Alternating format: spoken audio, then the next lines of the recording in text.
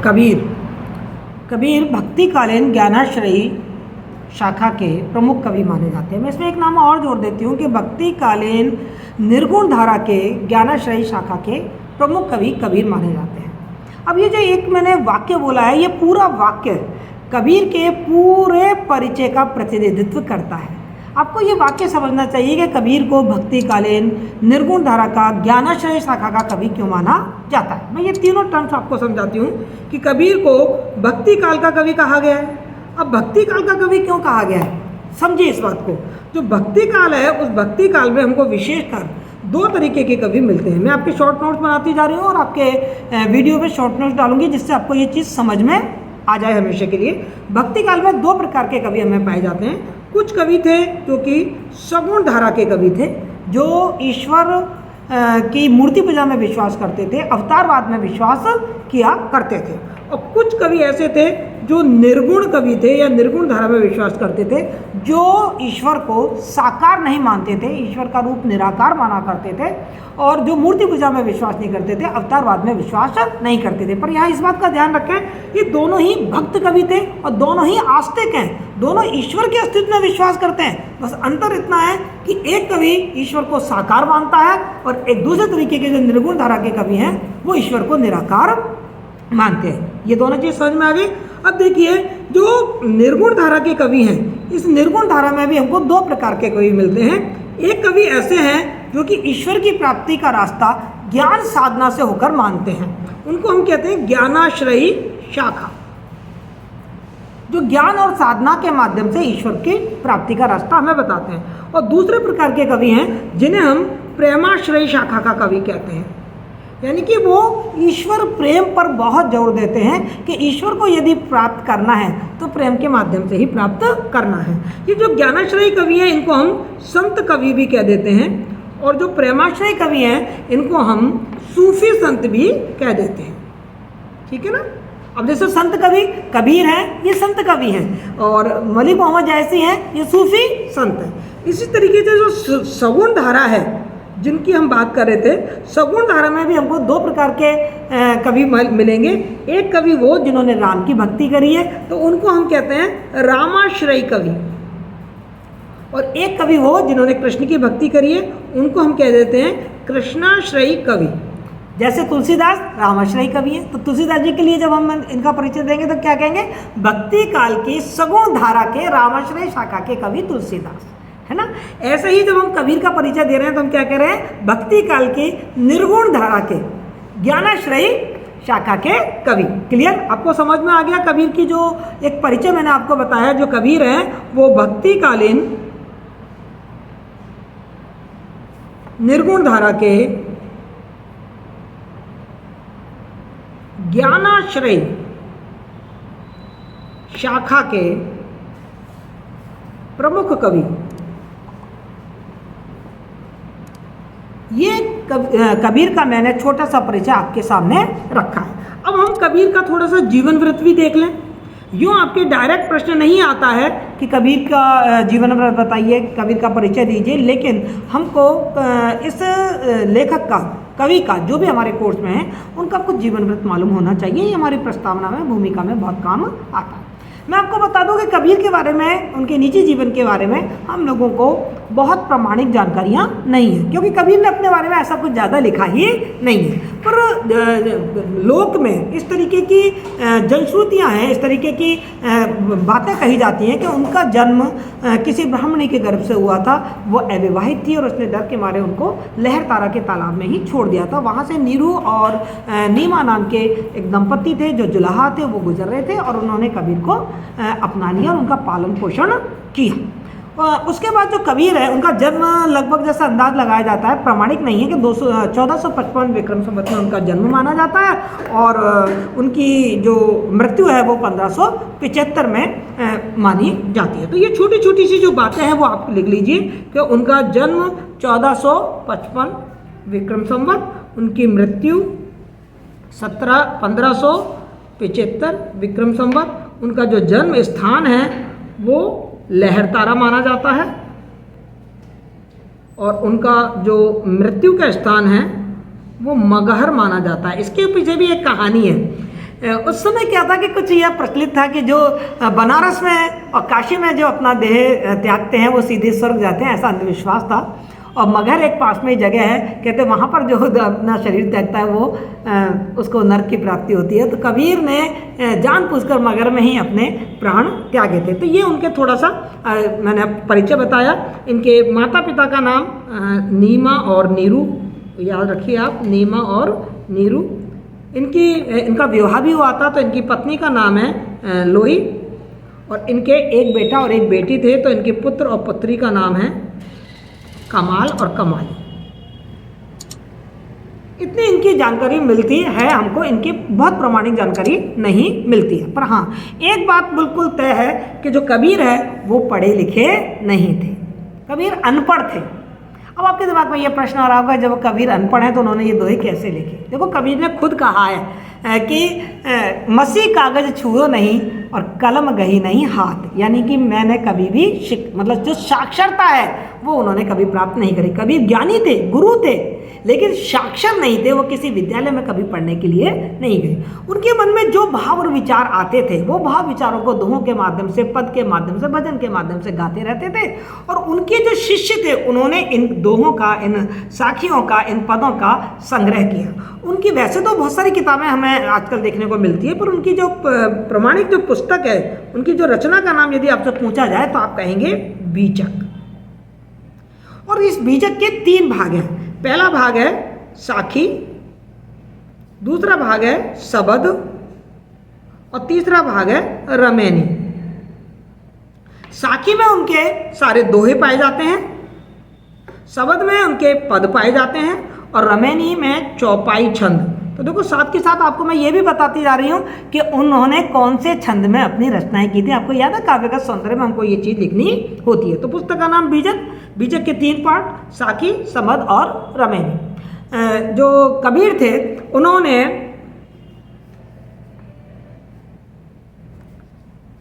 कबीर की रचना का नाम बीजक हो गया।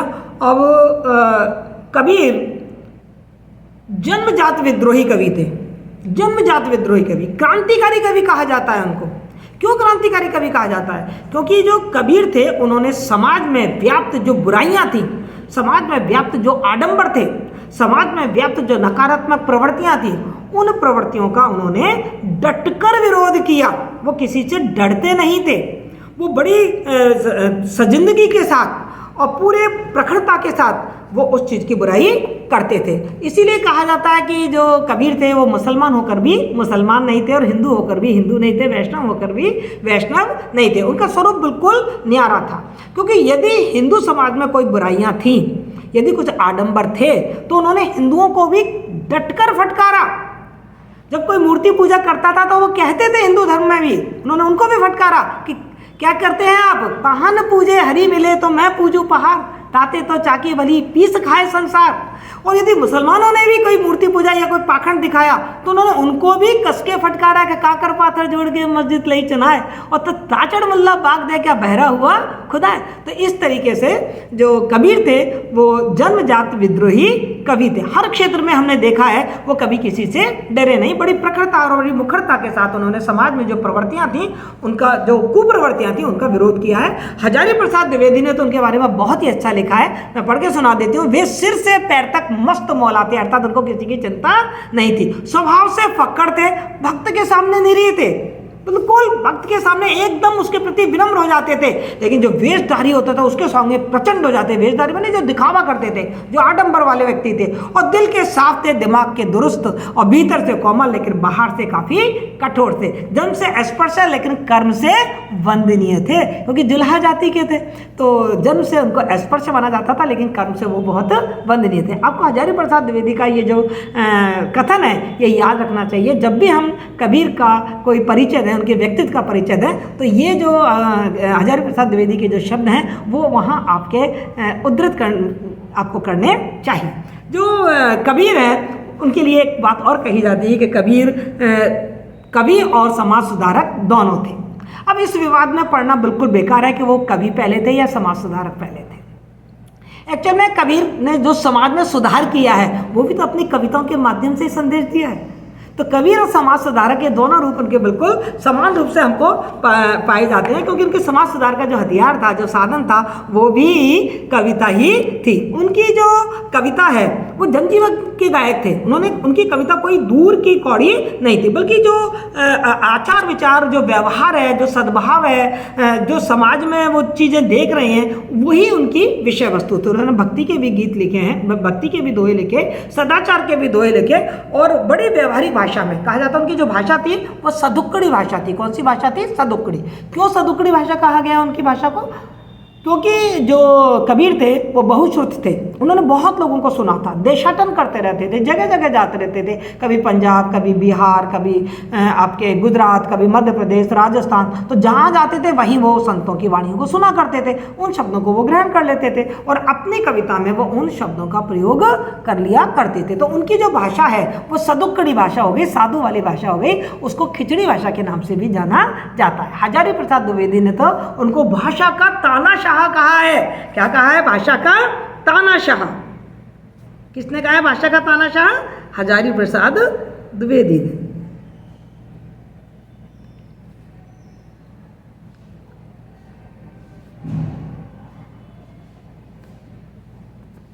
और कबीर की जो कविताएं हैं वो लोक कल्याण की दृष्टि से बहुत ही महत्वपूर्ण मानी गई हैं। कबीर ने समाज में फैले जो भी अंधविश्वास थे उन अंधविश्वासों का डटकर प्रयोग किया। जो भी अंधविश्वास थे उन्होंने अंधविश्वास और जाति, जो छुआछूत समाज में फैली हुई थी, उन्होंने कहा है कि जाति न पूछे साधु की, पूछ लीजिए ज्ञान। इस तरीके से उन्होंने जाति व्यवस्था का कट्टर विरोध किया। उन्होंने धर्म के आधार पर जो सांप्रदायिक विद्वेष फैल रहा था समाज में, उसका उन्होंने कटकर विरोध किया। उन्होंने कहा कि हिंदू कहे मोए राम प्यारा और तुर्क कहे रहीमाना, और आपस में दो लड़ मुए को मरम ना जाना। तो उन्होंने इस जो सामाजिक विद्वेष, जो सांप्रदायिक विद्वेष समाज में फैला हुआ था, उसका भी उन्होंने विरोध किया। इसके साथ ही उन्होंने मूर्ति पूजा का डटकर विरोध किया। जैसे मैंने आपको अभी थोड़ी देर पहले ही बताया कि काकर पाथर जोड़ के मस्जिद लई चुना है, या फिर वो कह रहे हैं कि पहान पूजे हरी मिले तो मैं पूजूं पहाड़। साथ ही उन्होंने जो समाज में अंधविश्वास फैला हुआ था, जो पाखंड फैले हुए थे, उन पाखंडों का भी उन्होंने डटकर विरोध किया। उन्होंने साफ साफ कहा कि माला फेरत जुग गया, गया ना मन का फेर, और कर का मन का डार दे मन का फेर। इस तरीके से जो आडंबर है, टोपी पहरे, माला पहरे और उनको कछु नहीं ज्ञाना, इस तरीके से कि जो वेश बना के रहते थे कि हरी मूड मुड़ाए हरी मिले तो सबको लिए मुड़ाए, और बार बार के मूडते भेड़ा बैकुंठ जाए। इस तरीके से जो आडंबर समाज में फैले हुए थे, तीर्थ यात्रा का जो गर्व था लोगों में, पीपर पाथर पूजन लागे तो तीर्थ गर्व बुलाना, इस तरीके से उन्होंने उन आडंबरों का, उन पाखंडों का खंडन किया जो उस समय के समाज में फैले हुए थे। उन्होंने आम जनता को मन की पवित्रता का संदेश दिया। उन्होंने बताया कि किस तरीके से हमको सदाचार के साथ चलना है, हमको सद आचरण करना है। उन्होंने कहा कि सास बरोबर तप नहीं, झूठ बरोबर पाप, और जाके हृदय साच है बाके हृदय आप। इस तरीके से उन्होंने सत्य को ही ईश्वर का प्रतिरूप बताया। उन्होंने सद आचरण, सबके साथ एक अच्छा व्यवहार करने की बात कही, शीतल वाणी बोलने की बात कही। ऐसी वाणी बोलिए मन का आपा खोए, और औरन को शीतल करे आपो शीतल होए। उन्होंने सज्जन पुरुषों के लक्षण बताए कि साधु ऐसा चाहिए जैसा सूप सुभाए, सार सार को गही दे थोता दे उड़ाए। इस तरीके से उन्होंने सदाचार पर बहुत ज़्यादा संदेश दिया, जिससे कि जो लोगों का जीवन है वो सादगी से परिपूर्ण हो, पाखंडों से और अंधविश्वासों से दूर हो। उन्होंने अपने कविता में, अपने काव्य में, अपने दोहों में गुरु की महत्ता को बहुत जोर दिया। उन्होंने कहा है कि गुरु गोविंद उखड़े काके लागू पाया, बलिहारी गुरु आपने गोविंदियो बताए। वो कहते हैं कि गुरु ही वह साधक है, गुरु ही वो माध्यम है जो हमें ईश्वर तक पहुंचाता है, वही हमारा मार्गदर्शन करता है। गुरु कुमार शिष्य कुंभ है, गड़गड़ काढ़े खोट, और अंतर हाथ सहार दे और बाहर बाहे चोट। इस तरीके से उन्होंने गुरु की महत्ता को बताया। और इसके अलावा कबीर प्रेम पर बड़ा जोर देते हैं। उन्होंने कहा पोथी पढ़ पढ़ जगमुआ पंडित भया ना कोय, और ढाई आकर प्रेम का पढ़े सब पंडित खोए। इस तरीके से उन्होंने प्रेम की महत्ता पर भी बहुत जोर दिया। और साथ ही उन्होंने कहा है कि ईश्वर की जैसे मूर्ति पूजा का उन्होंने विरोध किया, तो उन्होंने ईश्वर की एकता, कि ईश्वर एक है, उस पर बहुत जोर दिया। हम तो एक ही कर जाना, दुई कहे थे नहीं को दो चक जिन्हें नहीं ना पहचाना। उनके ज्ञान का मतलब क्या था कि आत्मा और परमात्मा एक है, आत्मा परमात्मा अलग नहीं है। यदि ये ज्ञान प्राप्त हो गया तो समाज में फिर कोई बुराई नहीं रहेगी। जब मेरे अंदर भी परमात्मा का अंश आत्मा है, आपके अंदर भी परमात्मा का अंश आत्मा है, इनके अंदर भी परमात्मा का अंश आत्मा है, तो फिर हम सब एक ही तो हुए। फिर हम आपस में क्यों लड़ रहे हैं कि तुम मुसलमान हो और हम हिंदू हैं, ये सिख हैं, ये ईसाई है। इस तरीके से उन्होंने कहा कि ईश्वर तो सर्वव्यापक है, ईश्वर कहीं मंदिर में या मस्जिद में नहीं मिलता है। उन्होंने साफ साफ कहा है कि जो तिल माही तेल है, जो चकमक में आग, और तेरा साई तुझ में और जान सके तो जान। इस तरीके से उन्होंने ईश्वर की सर्वव्यापकता पर, ईश्वर की एकता पर और जीवन की सादगी पर बहुत जोर दिया है। उन्होंने साफ साफ कहा है कि जो तो को कांटा वो वे बाय वो तू फूल, और तेरे फूल के फूल है बाको है त्रिशूल। इस तरीके से हम ये देखते हैं कि जो कबीरदास जी हैं, कबीरदास जी ने सदाचार पर जोर दिया और पाखंडों को और जो धार्मिक अंधविश्वास है उनका उन्होंने डटकर विरोध किया।